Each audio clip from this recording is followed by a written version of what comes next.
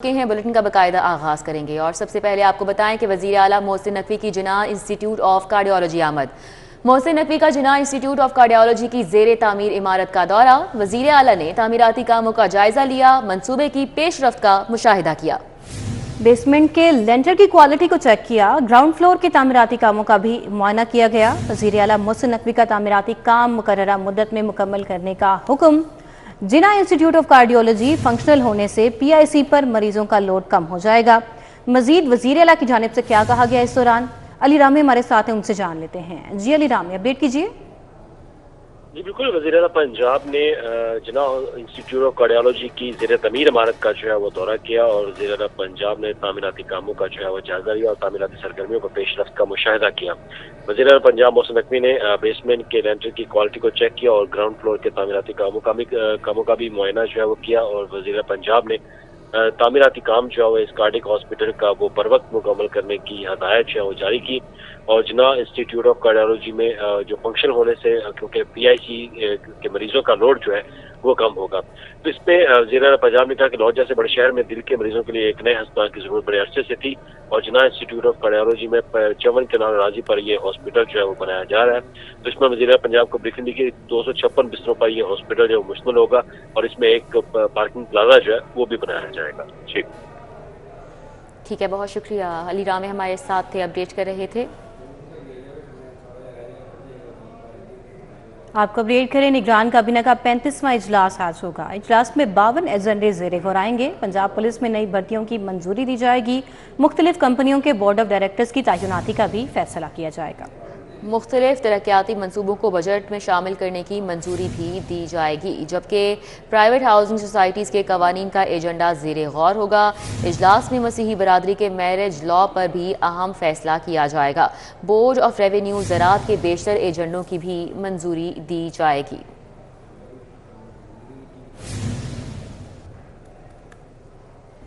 ज़राई शोबे के लिए मुख्तस 2 अरब 67 करोड़ के फंड्स लैप्स होने का मामला है। निगरान हुकूमत की लैप्स फंड ज़राई शोबे को दोबारा जारी करने की मंजूरी।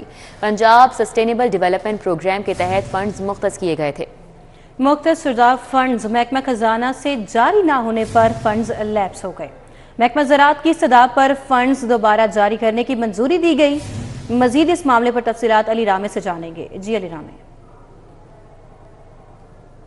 बिल्कुल, ये महकमा ज़राअत को क्योंकि ये बजट दिया गया था लेकिन फ़ंड इस्तेमाल ना करने के बायस ये फ़ंड लैप्स हुए और पंजाब पाकिस्तान सस्टेनेबल जो डेवलपमेंट प्रोग्राम है उसके तहत ये फ़ंड जो है वो पंजाब हुकूमत को दिया गया था वफाकी हुकूमत की तरफ से, लेकिन महकमा ख़जाना पंजाब ने ये बजट जारी नहीं किया। उससे ये फ़ंड लैप्स हुआ। लैप्स होने पर महकमा ज़राअत ने निगरान हुकूमत के सामने ये मामला रखा कि ये बजट जो है दोबारा उनको रीऑथराइज़ किया जाए। इससे पहले भी साबका हुकूमत में उन्होंने अपील की थी लेकिन उनको रीऑथराइज़ बजट जो है वो नहीं किया गया। तो निगरान हुकूमत की तरफ से ये बजट 2 अरब 67 करोड़ रुपये का बजट जो है वो दोबारा महकमा ज़राअत को देने की सिफारिशात जो है मंजूर कर ली गई हैं और वज़ीर पंजाब ने कहा इस पर कि ये बजट जो है वो ज़राअत के शोबे की बेहतरी के लिए जो है वो खर्च होना चाहिए और इसको रवा माली साल में ही ये बजट जो है वो महकमा ज़राअत को देना चाहिए। और इस पर महकमा ख़जाना पंजाब को डायरेक्शन दे दी गई कि ये बजट क्योंकि गंदम के हवाले से, कपास के हवाले से, चावल और गन्ने के काश्तकारों की सहूलियात के लिए जो है वो मुख्तस किया गया था। अब ये 2 अरब 67 करोड़ रुपये का बजट जो है इसी पैदावार ज़रूरी पैदावार को बढ़ाने के लिए जो है वो खर्च होगा। उस पर महकमा ज़राअत को भी हदायत जारी की कि अब रवा माली साल में इस फ़ंड का बेहतर इस्तेमाल जो है वो किया जाए और इसके समरात जो है वो पंजाब पर भी और किसानों पर भी आने चाहिए। बहुत शुक्रिया। अली रामी हमारे साथ थे, अपडेट कर रहे थे। वज़ीर आला मोहसिन नकवी ने शाहदरा प्रोजेक्ट में मिसमार किए गए मेट्रो बस के स्टेशन का रिलोकेट प्लान मंजूर कर लिया है। 10 करोड़ की लागत से state of the art station बनेगा। शाहदरा मंसूबे में मिसमार मेट्रो बस के स्टेशन का रीलोकेटिंग प्लान मंजूर किया गया है। दुर नायाब से तफसीलात जान लेते हैं इस हवाले से। जी दुर नायाब। जी बिल्कुल, शाहदरा प्रोजेक्ट की तामीर के दौरान जो मेट्रो बस स्टेशन था उसको रीलोकेट किया गया था और वहाँ से उठाकर चूँकि चौक की रिमॉडलिंग की जा रही थी, फ्लाईओवर बनाया जाना था और उसकी बाकायदा रिमॉडलिंग करने के दौरान इसको डिसमेंटल किया गया और उसके बाद इसको जो स्टेशन को है वो थोड़ा आगे शिफ्ट कर दिया गया था।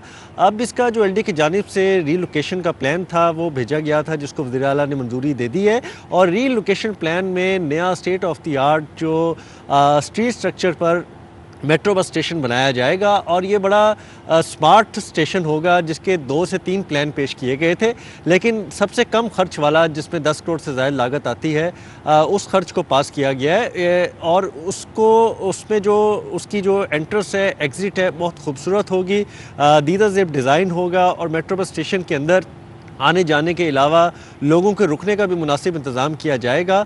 और मकाम जिससे हटाया गया था उससे थोड़ा हट के अब इसको रीलोकेट करके बहाल किया जा रहा है, जिसके लिए मंजूरी दे दी गई है। अब एक आखिरी डिस्कशन चल रही है जिसमें इस स्टेशन का जो कलर है या ग्रीन रखा जाएगा या पहले की तरह लाल रखा जाएगा, इस पर अभी हतमी फैसला होना बाकी है। ताहम इसकी तामीर का काम जो है वो आगाज़ कर दिया जाएगा और दिनों में इसको कंप्लीट करके शादरा स्टेशन को बहाल किया जाएगा, जिसकी वजह से मेट्रो बस में सफ़र करने वाले और शादरा के आखिरी स्टेशन तक आने वालों को बहुत मुश्किलात का सामना था और उनको मेट्रो बस लेने और मेट्रो बस से उतरने के दौरान जो है वो बहुत दूर तक मुसाफत पैदल चलना पड़ती थी। जी दुरे नायाब, आपका बहुत शुक्रिया। वज़ीर आला के विजन पर एक्साइज की शहरियों के लिए बड़ी सहूलत। शहरियों के लिए गाड़ी मोटरसाइकिल की रजिस्ट्रेशन मजीद आसान कर दी गई है। शहरियों को रजिस्ट्रेशन कार्ड के लिए एक्साइज दफातर के चक्कर नहीं लगाना पड़ेंगे। तफसीलात जान लेते हैं इस सहूलत के बारे में अली साही से। अली साही, बताइए। जी बिल्कुल, वज़ीर आला पंजाब सैयद मोहसिन नकवी के विजन पर महकमा एक्साइज़ की जानब से जितने भी शहरियों की अब गाड़ियाँ रजिस्टर्ड होंगी, ट्रांसफ़र होंगी, उनको रजिस्ट्रेशन कार्ड्स के लिए जो फ़िज़िकल कार्ड जारी होता है उसका इंतज़ार नहीं करना पड़ेगा। जैसे ही नंबर जारी होगा तो वो एक्साइज़ की वेबसाइट से एक नया ऑप्शन दिया गया है, गेट टू स्मार्ट कार्ड, वहाँ पे अपना गाड़ी का नंबर डालेंगे और फौरी तौर पर उनको वर्चुअल कार्ड जो है वो जारी हो जाएगा और इसमें बाकायदा सिक्योरिटी फ़ीचर होंगे। इसको अगर किसी जगह पे एक्साइज़ की जानब से या पुलिस की जानब से गाड़ी को चेक भी किया जाएगा तो वो अपनी वेबसाइट पे इस गाड़ी का नंबर डालेंगे तो उस कार्ड के तमाम जो तफसीलात हैं, पर्टिकुलर्स हैं, वो सामने आ जाएंगी। तो चूँकि सालाना 20 लाख से ज़ायद गाड़ियाँ रजिस्टर्ड और ट्रांसफ़र होती हैं तो बहुत ज़्यादा कार्ड ऐसे होते हैं जो नामुकम्मल एड्रेसेस की वजह से मालकान तक नहीं पहुंच पाते और बहुत ज़्यादा शिकायत जो हैं वो डीजी एक्साइज़ को मसूल हो रही थी। तो इससे पहले मुतअद्दिद बार मुख्तलिफ वजूहात की वजह से लाखों कार्ड जो थे वो ज़ेरे इल्तवा हो जाते थे। तो इस चीज़ को मद्देनज़र रखते हुए शहरियों की मुश्किलात दूर की गई हैं और शहरी अपनी गाड़ी मोटरसाइकिल का रजिस्ट्रेशन के वक्त और ट्रांसफ़र के बाद वर्चुअल कार्ड हासिल कर सकेंगे ताकि किसी भी जगह पर अगर चेकिंग होती है तो उनको मुश्किलात का सामना ना करना पड़े। ठीक है, बहुत शुक्रिया अली साही। शहर में जदीद मीटर्स की तनसीब, बिजली चोरी की शरह में 30% कमी का इंकशाफ। लेस्को ने छोटे कारखानों पर एडवांस्ड मीटरिंग इंफ्रास्ट्रक्चर के तहत मीटर्स नस्ब किए। शाहिद नदीम सिपरा से तफसीलात जान लेते हैं। शाहिद सिपरा, आगाह कीजिएगा। जी बिल्कुल, शहर में बिजली चोरी और सार्फिन को होने वाली ओवर बिलिंग की रोकथाम के लिए लेस्को की जानिब से एडवांस मीटरिंग इंफ्रास्ट्रक्चर मंसूबे के तहत जदीद मीटर्स की तनसीब का काम शुरू किया गया था, लेकिन अब उसके समरात आने शुरू हो गए हैं चूँकि कंपनी ने बाज़ाब्ता तौर पर AMI प्रोजेक्ट के तहत सार्फिन के कनेक्शन पर नस्ब मीटर्स की बिलिंग शुरू की है। ज़रान ये बताया है कि बिलिंग में इस बात की निशानदही की गई है और उसके साथ साथ होशरुबा इंकशाफात सामने आई है कि जिन इलाकों में छोटी इंडस्ट्री पर ये मीटर्स लगाए गए हैं वहाँ पर 30% तक लाइन लॉसेज में कमी हुई है। और ना सिर्फ लाइन लॉसेज में कमी हुई है बल्कि उसके साथ साथ उन्हीं फीडर्स पर 30% तक ज़्यादा बिजली फ़रोख्त हुई है, जिससे यह नतीजा अखज़ किया गया है कि जो सांदा का इलाका है, अमीन पार्क और रावी रोड और उसके अतराफ़ में जितने भी मीटर्स बंद रोड पर लगाए गए हैं, यहाँ पर छोटी इंडस्ट्री में बड़े पैमाने पर बिजली चोरी होती थी और सार्फिन को ओवर बिलिंग भी की जाती थी। लेकिन जदीद मीटर्स की तनसीब के बाद ना सिर्फ ओवर बिलिंग का खात्मा हुआ है बल्कि जो कंपनी को चोरी की मद में खसारा हो रहा था उससे भी बचाने के लिए अहम कोशिशें जो हैं वो की जा रही हैं। ठीक है, बहुत शुक्रिया शाहिद सिपरा। मौसम सरमा की तातीलात ख़त्म, पंजाब भर के तालीमी इदारे खुल चुके हैं। पंजाब भर के स्कूलों में तालीमी सरगर्मियों का आगाज़ हो गया है। मौसम सरमा की तातीलात के सिलसिले में 18 दिसंबर 2023 से छुट्टियां दी गई थीं। मज़ीद अहवाल जानते हैं जुनेद रियाज से। जुनेद, बताइए, बच्चे कितने एक्साइटेड हैं स्कूल खुलने पे? जी, मौसम सरमा की तातीलात ख़त्म हो चुकी हैं, बच्चों की मौजें ख़त्म और आज से जो है बाकायदा तौर पर तालीमी इदारे जो है खुल गए हैं और आज से स्कूल सुबह 9:30 बजे लगेंगे और 18 दिसंबर 2023 से छुट्टियां दी गई थी जो कि 1 जनवरी तक थी, लेकिन उसके बाद छुट्टियों को मज़ीद बढ़ा दिया गया शदीद सर्दी के बायस। और आज 10 जनवरी से बाकायदा तौर पर तालीमी अदारे खुल गए हैं। बच्चों का क्या कहना है, बच्चे किस कदर खुश हैं, उनसे बात करेंगे, उनसे पूछेंगे ये कितना फ़ायदा होगा जी स्कूल खुल गए आज।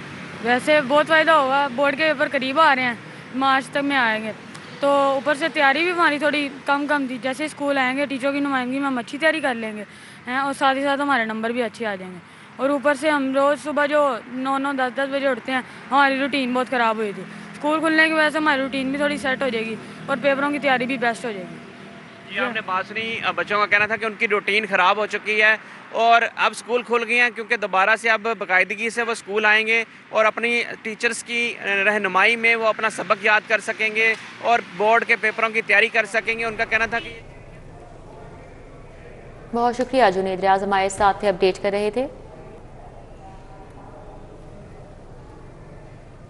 मुस्लिम लीग नून के उम्मीदवारों की इंतखाबी टिकट्स की तकसीम का मामला। मुस्लिम लीग नून की मरकजी क़यादत ने लाहौर के 30 सूबाई हलकों के उम्मीदवारों से मुतल्लिक वर्किंग मुकम्मल कर ली। मज़ीद तफसीलात जान लेते हैं इस मामले पर राव दिलशाद हुसैन से। जी राव दिलशाद। बिल्कुल जी, वक्त कम और मुकाबला सख्त है। मुस्लिम लीग नून की लाहौर के हवाले से जो 30 सूबाई असम्बली के हलके हैं और 14 कौमी असम्बली के हलके हैं, इनकी टिकटों की तकसीम के हवाले से आज जो है वो शाम तक फैसला मुतवक्का। इस हवाले से कायद मुस्लिम लीग नून मोहम्मद नवाज शरीफ ने जाती उमरा में सीनियर रहनुमाओं का इजलास और कोऑर्डिनेटर्स का इजलास भी तलब कर लिया है और इसमें आज शाम तक फैसले जो हैं वो मुतवक्का हैं। जो सूबाई असम्बली की नशिस्तें हैं, इनमें अब तक के जो शॉर्ट लिस्ट किए गए उम्मीदवार हैं, इनमें PP 145 में अगर बात की जाए तो समीउल्लाह खान जो कि साबिक रुकन असम्बली हैं और सैयद हसमत अली शाह का नाम जो है वो सर फहरिस्त है। इसी तरह से PP 145 में गजाली सलीम भट्ट और साबिक रुकन कौमी असम्बली मलिक रियाज का नाम जो है वो शामिल है। इसी तरह से 147 में हमजा शहबाज तकरीबन कन्फर्म उम्मीदवार हैं। 148 में मियाँ मुश्तबा शुजाउर-रहमान, जबकि 149 में जो है वो मुस्लिम लीग नून के उम्मीदवार के हवाले से उम्मीदवार तो चौधरी शहबाज अहमद हैं, लेकिन यहाँ पर सीट एडजस्टमेंट की जो तलवार है वो भी बदस्तूर लटक रही है। आपको ये बताएं कि PP 150 में ख्वाजा इमरान नज़ीर, PP 151 में मलक गुलाम हबीबान और PP 152 में खुरम रेल असगर, वहीद गुल और बहु अख्तर अली के माबैन जो वो रस्साकशी का सिलसिला जारी है। इसी तरह से PP 171 में जो है वो ख्वाजा अहमद हसान, मियाँ शुएब गनी, चौधरी बाकर हुसैन, जाहिद भट्ट और जो है वो सुलेमान हुसैन सुल्तानी पार्टी टिकट के असूल की दौड़ में शामिल हैं। PP 172 में मियाँ मरगूब अहमद और PP 172 में राना मशहूद अहमद खान और PP 173 में जो है वो इसी तरह से मियाँ मरगूब अहमद और PP 174 में बिलाल यासीन तकरीबन फाइनल उम्मीदवार हैं। आज शाम तक टिकटों का इजरा कर दिया जाएगा। फिलहाल किसी उम्मीदवार को भी टिकट जारी नहीं किया गया। राव दिलशाद आपका बहुत शुक्रिया। चेयरमैन बिलावल भुट्टो जरदारी आज लाहौर पहुंचेंगे। बिलावल भुट्टो जरदारी से सियासी शख्सियात की मुलाकातें भी हैं। NA 127 समेत दीगर इजलास से लोग पीपल्स पार्टी में शामिल होंगे, जराए का ऐसा बताना है। मजीद जानते हैं इस बारे में, हसन अली हमारे साथ हैं उनसे। जी हसन अली, क्या अपडेट्स हैं? बिल्कुल, पाकिस्तान पीपल्स पार्टी के चेयरमैन बिलावल भुट्टो जरदारी जो हैं वो आज लाहौर पहुंचेंगे और बिलावल भुट्टो जरदारी अपने क़याम के दौरान सियासी शख्सियात से मुलाकातें भी करेंगे, जबकि NA 127 समेत दीगर अजला से लोग जो हैं वो पीपल्स पार्टी में शामिल होंगे। बिलावल भुट्टो जरदारी जो है वो आज अपने हल्का इंतखाब NA 127 में शामिल PP 160 में जो है इंतखाबी दफ्तर का इफ्तिताह भी करेंगे और वर्कर कन्वेंशन से खिताब भी करेंगे। जबकि इसके साथ साथ जो सबसे अहम चीज़ है वो ये है कि बिलावल भुट्टो जरदारी के साथ जो हल्का इंतखाब 127 के साथ जो पंजाब असम्बली के हल्के हैं, उनके उम्मीदवार पाकिस्तान पीपल्स पार्टी ने जो है वो फाइनलाइज कर लिए हैं और इस हवाले से PP 157 से जो है वो अदनान गोरसी पाकिस्तान पीपल्स पार्टी के उम्मीदवार होंगे, जबकि PP 160 से मियाँ मिसबाहुर रहमान, 161 से फैसल मीर, 162 से मंजर अब्बास खोखर और 163 से फयाज भट्टी जो है वो पाकिस्तान पीपल्स पार्टी के उम्मीदवार होंगे। जबकि पाकिस्तान पीपल्स पार्टी की क़यादत में जो मुख्तलिफ रहनुमा हैं मुख्तलिफ अजला के, उनको भी लाहौर पहुँचने की हिदायत जारी कर दी हैं, जो कि बिलावल भुट्टो जरदारी की हल्का NA 127 में इंतखाबी मुहिम को चलाएंगे। जी बहुत शुक्रिया, हमारे साथ हसन अली थे, अपडेट कर रहे थे। आगे बढ़ें, आपको बताएं एफबीआर की तंजीम नौ को हतमी शक्ल देने के लिए आला सतही कमेटी तश्कील। रेवेन्यू और कस्टम्स के अलग अलग डायरेक्टर जनरल तैनात करने पर गौर शुरू। एफबीआर की तंजीम नौ के लिए मखसूस सिफारिशात पेश करने के लिए आला सतही कमेटी तश्कील। हमारे साथ कलीम अख्तर हैं, तफसीलात उनसे जान लेते हैं। जी कलीम, आगाह कीजिएगा। बोर्ड ऑफ रेवेन्यू की रिस्ट्रक्चरिंग को हतमी शक्ल देने के लिए आला सतही कमेटी तश्कील दे दी गई है और बाकायदा तौर पर कस्टम और रेवेन्यू के अलग अलग डायरेक्टर जनरल तैनात करने पर भी गौर शुरू कर दिया गया है। बताया गया है कि निगरान हुकूमत की जानिब से एफबीआर की तंजीम नौ के हवाले से 4 रुकनी कमेटी तश्कील दी गई है और इस कमेटी के अंदर चेयरमैन एफबीआर, सेक्रेटरी वजारत खजाना, सेक्रेटरी वजारत तजारत और इसके अलावा सेक्रेटरी कैबिनेट डिवीज़न शामिल हैं जो कि अपनी सिफारिशात मुरतब करेंगे। और ये भी बताया गया है कि खुसूसी सरमायाकारी सहूलत कौंसिल की जानिब से जो एफबीआर की जो तंजीम नौ के हवाले से मंजूरी दी गई थी उस हवाले से जो अपनी सिफारिशात हैं वो मुरतब करेंगे। और ये भी बताया जा रहा है कि आइंदा जो वफाकी काबीना का इजलास मुनक्कद होगा उसके अंदर समरी को अरसाल कर दिया जाएगा और मुमकिन तौर पर इसे मंजूर भी कर लिया जाएगा।